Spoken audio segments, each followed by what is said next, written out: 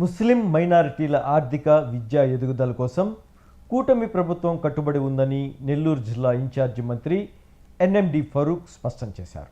నెల్లూరులో ఏర్పాటు చేసిన మీడియా సమావేశంలో రాష్ట్ర వక్ఫ్ బోర్డు చైర్మన్ అబ్దుల్ అజీజ్తో కలిసి మాట్లాడారు. గత తెలుగుదేశం ప్రభుత్వం హయాంలో వక్ఫ్ బోర్డుకు జవజీవాలు పోశామని, నేడు మళ్లీ అజీజ్ ఆధ్వర్యంలో ధార్మిక సంస్థలను అభివృద్ధి చేస్తున్నామని ఇన్ఛార్జి మంత్రి తెలిపారు. వక్ఫ్ ఆస్తులను అన్యాక్రాంతం కాకుండా కాపాడుకోవాల్సిన బాధ్యత అందరిపై ఉందని, విలువైన భూములను విద్యాలయాలుగా మార్చాలని ఆయన పిలుపునిచ్చారు. అలాగే హజ్ యాత్రికుల కోసం ప్రభుత్వం కల్పిస్తున్న అద్భుతమైన సదుపాయాలను ఆయన వివరించారు. పిల్లలను తీసుకొని పేదవారు, ఎందుకంటే మైనార్టీలో ముస్లిమ్స్ దాదాపు తెలుసు 95% అంతా పేదవారు ఉంటారు. ఎందుకంటే చిన్న చిన్న ఇళ్ళు ఉంటారు, చదువుకోలేని పరిస్థితి, చాలా పేదరికం ఉన్న వారికి ప్రోత్సహించాలి. ప్రోత్సాహకరంగా ఉంటేనే పిల్లలు ముందుకు వస్తారని ఒక ఆలోచనతో, ఒక మంచి దృక్పథంతో అజీజ్ గారు చేయడం చాలా సంతోషదాయక విషయం. ఇది ఎందుకంటే గతంలో కూడాను తెలుగుదేశం పార్టీ అధికారులు వచ్చినప్పటి నుంచి కూడాను వక్ఫ్ బోర్డుకు రూపకల్పన చేసింది. లేకపోతే అంతవరకు వక్ఫ్ బోర్డు గురించి అసలు అది తెలిసేవారు కాదు. వక్ఫ్ బోర్డు ఎవరు చేస్తున్నారు, ఏం చేస్తున్నారు, ధార్మిక సంస్థల నుంచి వచ్చే ఆదాన్ని ఏం జరుగుతూ ఉంది అని చెప్పి ఒక ఆలోచన ఉండేది. కాబట్టి ఆ రోజుల్లో కూడా తద్వారా వచ్చే ఆదాయాన్ని, ఒక ఆదాయం వనరులను పెంచుకోవడానికి ప్రభుత్వం ప్రోత్సాహకరంగా ఆ రోజుల్లో వక్ఫ్ బోర్డు నుంచి మనం మంచి మంచి కాంప్లెక్స్ కట్టాం. మంచి స్థలాలు ఉన్నాయి. వక్ఫ్ బోర్డుకు ఉండే స్థలాలు నాకు తెలిసినంత వరకు, నా దగ్గర అనుభవం ఉన్నంత వరకు హిందూ ధర్మదాయ కన్నా మనకు ఆ రూరల్గా, అది రూరల్ ఎక్కువ ఉంటుంది, మనకు అర్బన్లు ఎక్కువ ఉన్నాయి. మన ప్రాపర్టీస్ అని బాగా రిచ్ ప్రాపర్టీస్, దాన్ని సద్వినియోగం చేయాలి. దాన్ని సద్వినియోగం చేసి మన పిల్లలకు, మన పేదవారికి మనం ఆదుకోవాల్సిన అవసరం ఉంది. కానీ దానివల్ల వచ్చే వనరులు ఏ రకంగా పెంచుకోవడానికి కాంప్లెక్స్ కట్టించాం గతంలో. నిజామాబాద్లో కానీ, ఆదిలాబాద్లో కానీ, కర్నూలు కానీ, మహబూబ్నగర్లో కానీ, కడపలో కానీ ఈ రకంగా చాలా వరకు డెవలప్మెంట్ కార్పొరేషన్ చేశాం 4 సంవత్సరాల నుంచి కూడా.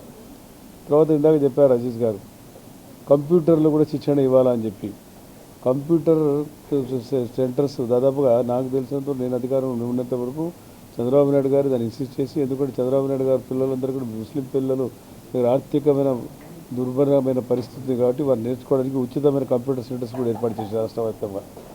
ఉచితమైన కంప్యూటర్స్, ఎందుకంటే మన యుగమంతా కంప్యూటర్ యుగంలో పోతూ ఉంది. ఇప్పుడైతే ఏఐ వచ్చేసింది, కంప్యూటర్ యుగంలో పోతూ ఉంది. కాబట్టి కంప్యూటర్ మనం పిల్లలు ప్రోత్సహించాలి. ఉచిత కంప్యూటర్ సెంటర్స్ ఏర్పాటు చేశాం. లైబ్రరీలతో పాటు ఉచిత కంప్యూటర్లు చేశాం. ఆ రోజుల్లో వక్ఫ్ బోర్డు నుంచే చేశాం. సరే, తర్వాత మళ్ళీ మనం ఉర్దూ అకాడమీని మళ్ళీ ఒక స్థాయికి తీసుకొచ్చిన తర్వాత దాన్ని ఉర్దూ అకాడమీకి మార్చడం జరిగింది. కాబట్టి అజీజ్ గారు దీన్ని కూడా దృష్టిలో పెట్టుకొని కంప్యూటర్ సెంటర్స్ ఏవైతే మనని మరి కొత్తగా కంప్యూటర్స్ సేకరించినాం, పాత కంప్యూటర్ పనికిరావు, కొత్తగా ఈ సిస్టమ్ మళ్ళీ మారింది. కాబట్టి కంప్యూటర్ శిక్షణ తరగతులను ఏర్పాటు చేసి ఆ ద్వారా ఎవరైతే ఉన్నారో అది నేర్చుకోవడం వల్ల చాలా ఉపయోగకరంగా ఉంది. ఈ రోజుల్లో ఆయన చెప్పినట్టుగా స్కిల్ డెవలప్మెంట్ గురించి చంద్రబాబు నాయుడు గారు 1998లో హైదరాబాద్లో NAC ఓపెన్ చేశారు ఫస్ట్ టైం. NAC ద్వారా నాకు తెలిసినంత 10 లక్షల మంది కాంపౌండ్ స్టేట్లో ఆ రోజు విదేశాల్లో పనిచేస్తున్నారు. ఇంజనీర్లు, డాక్టర్లు అడగడం అక్కడగా ప్లంబరింగ్ కావాలా, మ్యాప్ అదే సర్వే చేసే వాళ్ళు కావాలా, అదేవిధంగా డ్రైవర్లు కావాలా, అదేవిధంగా అక్కడ కావాల్సింది ఎలక్ట్రీషియన్ కావాలా అని చెప్పి ఇట్లాంటి స్కిల్ డెవలప్మెంట్ అవి ఎక్కువగా కోరుకుంటున్నారు. కాబట్టి NAC కూడా ఎక్కువగా చేస్తే ఎక్కువగా నాకు తెలిసినంత, నేను ఉన్నంత వరకు కూడా చూస్తే దాదాపు ఎక్కువగా 40%, 35% మైనార్టీ సోదరులు ఉన్నారు, మైనార్టీ ముస్లింలు ఉన్నారు. విదేశాల్లో ఇప్పుడు గల్ఫ్ కంట్రీలు చూస్తే ఎక్కువగా మైనార్టీ సోదరులు దీని మీద ఆధారపడినారు. కన్స్ట్రక్షన్లో ఎక్కువగా పనిచేస్తూ ఉన్నారు. ఇటువంటి NAC సెంటర్స్ కూడా తర్వాత కొంతవరకు విస్తరించడం జరిగింది. ఇప్పుడు మహిళల్లో కూడా మనం ప్రోత్సాహకరమైన కార్యక్రమం చేయాల్సిన అవసరం ఉంది. దానికోసం అజీజ్ గారు ఏం చేశారు, దానికి వచ్చిన ఆదాయంలో కశ్మూర్ దర్గా ఇక్కడే ఉంది. అక్కడ ఉన్న దాంట్లో ముస్లిం గర్ల్స్కు మరి ఈ రోజుల్లో ఫ్యాషన్ డిజైన్ వచ్చింది. ఆ ఫ్యాషన్ డిజైన్లో ఈరోజు బాగా ఆకర్షణ చేస్తూ ఉన్నారు. ఫ్యాషన్ డిజైన్లో ఏర్పాటు చేయాలని చెప్పి వాళ్ళందరికీ కూడా కుట్టు మిషన్లు ఇచ్చి తద్వారా వారికి ట్రైనర్ని పెట్టి తద్వారా వారికి ఉపాధి కలిగడానికి ఒక మంచి అవకాశం కలిగించారు. ఇది స్టేట్ వైడ్గా కూడా విస్తరించాల్సిన అవసరం ఉంది. ఎందుకంటే అన్నీ ఉన్నాయి మనకు. దాదాపుగా 62,000 ఎకరాల పొలాలు ఉన్నాయి. అందులో 32,000 ఎకరాలు అన్యక్రాంతం అయిపోయినాయి. మిగిలిన 32 ఎకరాల్లో దాదాపుగా 10-12,000 ఎకరాలు కోర్టులో ఉన్నాయి. మిగిలింది మీకు ఎంతో తెలుసు. ఈ పరిస్థితిలో దాన్ని కాపాడుకొని మనతో సంస్థను, మన ధార్మిక సంస్థను ముందుకు తీసుకుపోగలిగితే అర్థం. ఈ ధార్మిక సంస్థ బాగా నడిచిందంటే, మంచి పిల్లలు ఉంటే, మంచివారు ఇట్లా అడ్జస్ట్లాగా యంగ్ బాయ్స్ వచ్చి దీనిలో పనిచేస్తే సమానంగా అది బాగా సక్సెస్ఫుల్ అవుతుంది. చేయాల్సిన బాధ్యత ఉంది. లేకపోతే ఏముంది, ఇప్పుడు కంప్యూటర్ సెంటర్స్ కావాలా, దానికి ఆదాయం కావాలంటే ప్రభుత్వం మీ దగ్గర ల్యాండ్స్ ఉన్నాయి, మీ దగ్గర డబ్బులు ఉన్నాయి, మీరు తీసుకోమంటుంది.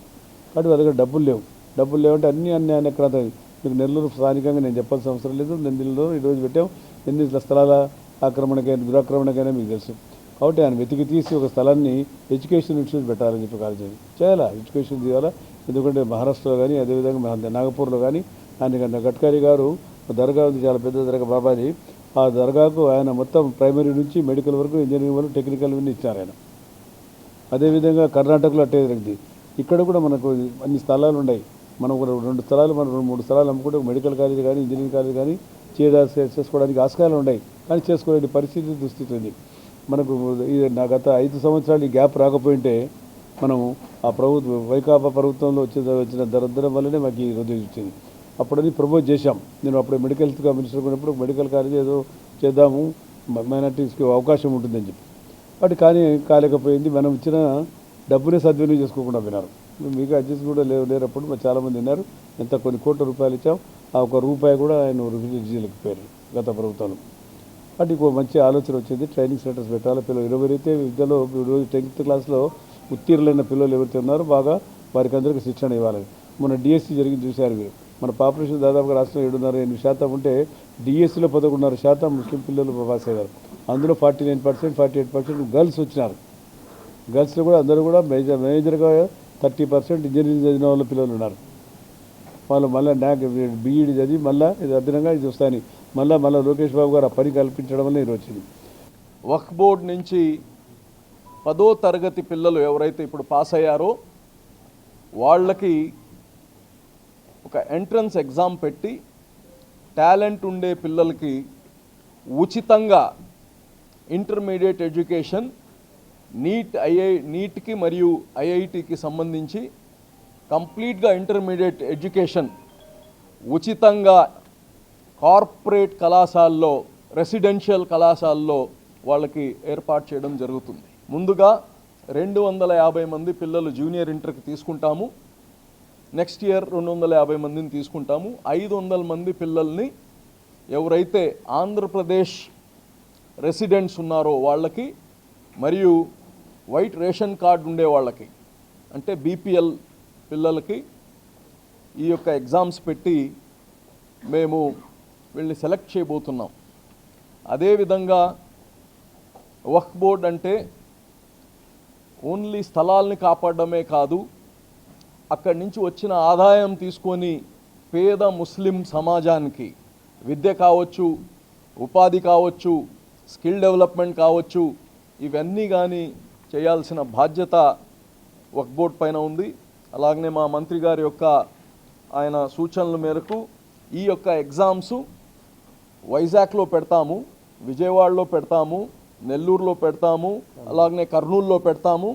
ఈ యొక్క ఎగ్జామ్స్ అందరికీ నోటిఫికేషన్ ఇవ్వడం జరగద్ది. పిల్లలందరూ ఎవరైతే మినిమం 75% ఎవరైతే స్కోర్ చేశారో వాళ్ళకి ఎలిజిబిలిటీ. ఎందుకంటే బెస్ట్ అవుట్ ఆఫ్ బెస్ట్ పిల్లలకి ఈ యొక్క ప్రోత్సాహం ఇస్తే వాళ్ళ జీవితంలో ముందుకెళ్తారు. వాళ్ళ కుటుంబాన్నే కాకుండా ఈ దేశానికి, ఈ రాష్ట్రానికి కానీ ఒక వెన్నెముకగా ఈ భావి తరాలకి పిల్లలు ఒక దిక్సూచిగా ఉంటారని ఒక ఆలోచనతో చేస్తున్నాము. ఈ ఎగ్జామ్ కానీ 24 మేలో పెడతాము. అప్లికేషన్స్ రేపు 7వ తారీఖు నుంచి ఆన్లైన్లో రిలీజ్ చేస్తాము అప్లికేషన్స్. అలాగనే నోటిఫికేషన్ కానీ 7వ తారీఖు ఇస్తాము. సో ఈ యొక్క ఫస్ట్ టైం ఇది ఒక ఎక్స్పెరిమెంటల్గా చేస్తున్నాము. దీంట్లో ప్రతి ఒక్కరు పాల్గొని ఈ యొక్క అవకాశంని వినియోగించుకోవాలని తెలియచేస్తున్నా. ఎక్కడ కానీ విద్య దగ్గర పేదరికం అనేది అడ్డు రాకూడదు. మంచి టాలెంట్ ఉండే పిల్లలు, కృషి చేయాలనుకునే పిల్లలు, దృఢ సంకల్పంతో ముందుకు పోవాలనుకునే పిల్లలకి పేదరికం అనేది అడ్డు రాకూడదు అనేది మా మంత్రి గారి యొక్క ఆలోచన. దీన్ని తప్పకుండా ఈ బిడ్డల భవిష్యత్తు బాగుండేటట్టు ఈ యొక్క ఇనీషియల్ ఒక ప్రోగ్రామ్ స్టార్ట్ చేస్తున్నాము. ఇది సక్సెస్ అయితే ఇంకా చంద్రబాబు గారి యొక్క సహకారం తీసుకొని ఇంకా ముందుకు తీసుకెళ్తాం. ఇదే కాకుండా స్కిల్ డెవలప్మెంట్స్ కానీ స్టార్ట్ చేస్తున్నాం. మొన్న ఇక్కడనే మన కస్మూర్లో ఒక స్కిల్ డెవలప్మెంట్ స్టార్ట్ చేసాం. టైలరింగ్ నేర్పించాం. టైలరింగ్తో మాత్రమే అయిపోదు, నెక్స్ట్ కంప్యూటర్ ట్రైనింగ్ నేర్పిస్తూ ఉన్నాం. అలాగా వేరే స్కిల్స్ కానీ నేర్పిపోతూ ఉన్నాము. అన్ని దగ్గరలా ఎక్కడైతే ఆదాయం వస్తున్నాయో వక్ఫ్ బోర్డు నుంచి, వక్ఫ్ ఇన్స్టిట్యూషన్ నుంచి ఆ ఆదాయం మొత్తం కానీ పేదరికానికి నిర్మూలించడానికి, అలాగనే పేదరికంలో ఉండే బిడ్డల భవిష్యత్తు కోసం విద్యకి ఉపాధికి వాడబోతున్నామని కానీ తెలియచేస్తూ